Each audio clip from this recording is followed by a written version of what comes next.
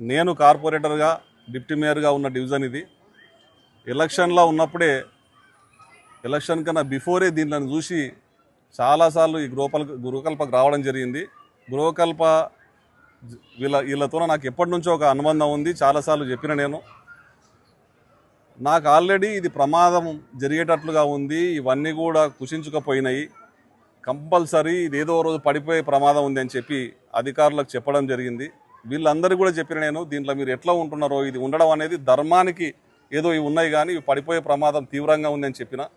ఎక్కడికక్కడ కూడా పిల్లర్స్ అన్నీ కూడా కుంగిపోయినాయి. పిల్లర్స్ బయటికి వచ్చినాయి. బాల్కనీస్ అన్నీ కూడా ఇప్పుడు 3వ ఫ్లోర్లో ఈ బ్లాక్లో బాల్కనీ మొత్తం పడిపోయింది. ఈ బిల్డింగ్స్ అన్నీ కూడా శిథిలావస్థకు చేరుకున్నాయి. ఇవన్నీ ఏదో ఒక రోజు పడిపోయే ప్రమాదం ఉంది. సడన్గా ఈ 3వ ఫ్లోర్లో ఫస్ట్ బ్లాక్లో బాల్కనీ పడిపోయిందని తెలిసిన వెంబడే ఇక్కడికి రావడం జరిగింది. నిజంగా ఈరోజు ఆ భగవంతునికి మనస్ఫూర్తిగా కృతజ్ఞతలు తెలియజేసుకుంటా ఉన్నా. దేవుని దయ వల్ల మా ఈ 11వ డివిజన్ గృహకల్ప వాళ్ళకి ఏం కాలేదు. ఆ భగవంతుని ఆశీర్వాదం మా వాళ్ళకు ఉంది కాబట్టి ప్రమాదం జరగలేదు. ఒక్కసారిగా ఊపిరి పీల్చుకున్నట్లయింది. వీళ్ళకి ప్రమాదం జరగకూడదు ఏదో రోజు జరుగుతుందని చెప్పి నాకు అనుక్షణం నాకు అనిపిస్తూనే ఉంది. ఈరోజు ఆ భగవంతుని ఆశీర్వాదం ఉంది కాబట్టి దాని కింద కూడా ఎవరు కూర్చుని లేరు, మీద కూడా ఎవరు లేరు. దానివల్ల సేఫ్గా ఉన్నారు. కానీ ఇది ఎన్నో రోజులు ఉండదు. ఇప్పుడు కలెక్టర్ మేడం గారి దృష్టికి ఇంతకుముందే నేను తీసుకెళ్ళిన. రేపు మార్నింగ్ వీలైతే అధికారులు, ఆర్డీఓ గారు, కలెక్టర్ గారు ఇక్కడికి వచ్చి పర్యవేక్షణ చేస్తారు. ఇది ఇమ్మీడియట్గా వీటన్నిటిని కూడా డిస్మెంటల్ చేసి కొత్త బ్లాక్స్ మంచి టెక్నాలజీతో కట్టాల్సిన అవసరం ఉంది. అయితే ఇది రాజీవ్ గృహకల్ప అనే స్కీమ్ 2007లో ఇవి కట్టడం జరిగింది. కానీ నాణ్యత లేకుండా ఎవరో మధ్యవర్తులు, దళారులు దీనిని కట్టడం వల్ల తొందరగా ఇవి శిథిలావస్థకు చేరుకున్నాయి. మెయింటెనెన్స్ కూడా లేదు. గత 10 సంవత్సరాల ప్రభుత్వం, ఎన్నో గొప్పలు చెప్పుకుంటున్నటువంటి ప్రభుత్వం, రోడ్ల మీద ఎన్నో రకాల డెవలప్మెంట్ చేసినామని చెప్పుకునే ప్రభుత్వం ఈ పేదల జీవితాలతో ఆడుకున్నది. ఈ 10 సంవత్సరాల్లో కోట్ల రూపాయల నిధులు తెలంగాణ వచ్చిన తర్వాత ఈ పేదల పక్షాన ఉండకుండా ఆ నిధులతోనే వీళ్ళని కట్టేయాల్సిన బాధ్యత వాళ్ళ మీద ఉంది. కానీ ఎన్నోసార్లు ఇక్కడికి వచ్చి ఎన్నో రకాలుగా శాలువలు, దండలు వేసుకొని ఫోటోలకు పోజులు ఇచ్చిపోయినారు. కానీ శిథిలావతకు చేసుకున్న ఈ బిల్డింగ్లలో మీరు ఉండలేరు, ఇవి కూలిపోయే దశకుండా కట్టిస్తావు అనేటిది వాళ్ళకి ఆలోచన కూడా రాలేదు. ఎలక్షన్లతో, రాజకీయాలతో సంబంధం లేకుండా చూసిన వెంబడే మీరు ఇట్లా ఎట్లా ఉంటున్నారు, దీనిలో మళ్ళీ కట్టాల్సిన అవసరం ఉందని చెప్పి నేను ఎలక్షన్ ముందే చెప్పడం జరిగింది. ఇక్కడ ఉన్న మహిళలు కానీ, ఇక్కడ ఉన్నటువంటి యువకులు, పిల్లలు వీళ్ళందరూ కూడా ప్రమాదంలో ఉన్నారు, ప్రమాద గంటికలు మోగుతున్నాయని చెప్పి చాలాసార్లు ఎమ్మెల్యే గారికి చెప్పడం వల్లనే ఎమ్మెల్యే గారు ఇమ్మీడియట్గా దీనికి ఒక ప్రపోజల్ పంపించాడు. ఆ మాట కూడా మా వాళ్ళకి చెప్పిన.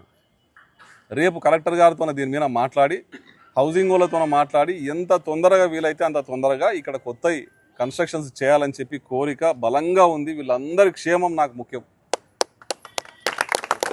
కాబట్టి ఈడ కూడా చాలామంది పేదోళ్ళు ఉన్నారు. వాళ్ళకు భయం, కన్ఫ్యూజన్స్ ఉంటాయి. మమ్మల్ని ఎక్కడికి పంపిస్తారో, మాకు వస్తుందో రాదో ఇల్లు, మేమేం చేయాలి, చిన్న కూలినాలు చేసుకొని బతుకున్నాం ఉంటారు. ఇక్కడనే ఒక కమిటీ చేసి ఈ ఇళ్లల్లో బతుకుతున్నటువంటి ఇక్కడి వాళ్ళది ఒక లిస్టు తయారు చేసి ఇక్కడ ఉన్నటువంటి వాళ్ళకి ప్రియారిటీ ఇచ్చి కొత్త బ్లాక్స్ కట్టిన దాంట్లో కూడా వీళ్ళందరికీ ఇక్కడ నివాసం వచ్చేటట్లుగా అధికారులతో, ఎమ్మెల్యే గారితో, కలెక్టర్ మేడంతో మాట్లాడి ఆ లిస్ట్ అంతా అనౌన్స్ చేసి పబ్లిష్ చేసి వీళ్ళందరికీ మళ్ళీ ఇండ్లు వస్తాయి. ఒక 2.5-3 ఏళ్ళ లోపట్నే కొత్త బ్లాక్స్ అన్నీ కూడా రెడీ అవుతాయని చెప్పి వీళ్ళకి ఆ నమ్మకం కలిగించిన తర్వాతనే వీళ్ళని షిఫ్ట్ చేయాలని.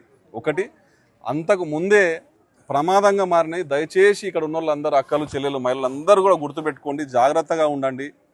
మీరు బాల్కనీలలో ఉంటుంటే నాకే భయం అవుతుంది, అది కూలిపోద్దామని చెప్పి ఒక భయం అవుతూ ఉంది. మీరు సేఫ్గా ఉండాలి. మీ చిన్న పిల్లలు ఉన్నారు, చదువుకునే పిల్లలు ఉన్నారు, మీ వెనక కుటుంబాలు ఉంటాయి. ఒక్క ప్రాణం పోయినా సరే ఆ కుటుంబం మొత్తం కూడా వీధిన పడే ప్రమాదం ఉంటుంది. కాబట్టి మీరు జాగ్రత్తగా ఉండాలి. వర్షాకాలం ఉంది కాబట్టి మీరు ఎక్కడైనా క్రాక్స్ వచ్చినా, ఏమైనా ఇబ్బంది అనిపించినా, మీకు అప్పుడు ఏదైనా అనుమానం కలిగినా కూడా నాకు సమాచారం ఇవ్వండి. అక్కడ నుంచి బయటికి రండి, ఇమీడియట్గా వచ్చి దాన్ని ఏదైనా చూద్దాం. కానీ ఈ వారం రోజుల లోపల కూడా అధికారులను తీసుకొని వచ్చి ప్రతి ఒక్కటి కూడా క్వాలిటీ చెక్ చేయించి ఎన్ని రోజులు ఉంటాయా ఉండవా అనే దాన్ని ఒక రిపోర్ట్, నివేదిక తయారు చేసి ఇమ్మీడియట్గా మీ అందరూ సేఫ్గా ఎక్కడో ఒక దగ్గర ఉండేటట్లుగా, మీకు మీరు ఉండేటట్లుగా, ఇక్కడ ఉన్నోళ్ళందరికీ మళ్ళీ ఇండ్లు వచ్చేటట్లుగా 100% మీకు ఇండ్లు వచ్చే వరకు మీ బిడ్డనే అనుకోండి, ఖచ్చితంగా మీకు న్యాయం చేస్తా. మీరు ఎక్కడ కూడా అనుమానపడదు.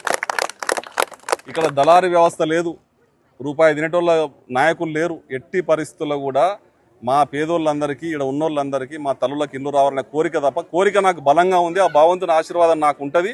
నేను ఇచ్చిన మాట ప్రకారం ఎమ్మెల్యే గారు, మీన ఉన్నటువంటి ముఖ్యమంత్రి గారు, ఇక్కడ ఉన్న అధికారులు సహకరిస్తారు. మీ అందరికీ కొత్త ఇండ్లు వస్తాయన్న నమ్మకం నాకు ఖచ్చితంగా ఉంది.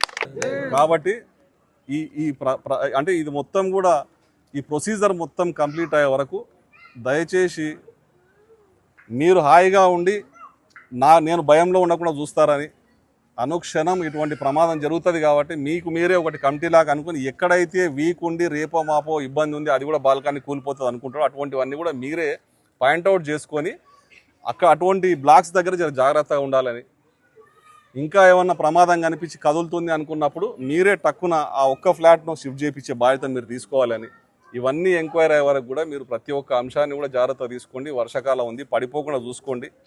ఆ దేవుడు ఖచ్చితంగా మిమ్మల్ని సేఫ్గా ఉంచాలి, ఎక్కడ కూడా ప్రమాదం లేకుండా చూడాలి. ఈ వారం రోజుల్లో ఒక నిర్ణయం తీసుకునే వరకు కూడా మీరు అందరూ సేఫ్గా ఉండాలని చెప్పి ఆ దేవుని కోరుకుంటాం. Thank you.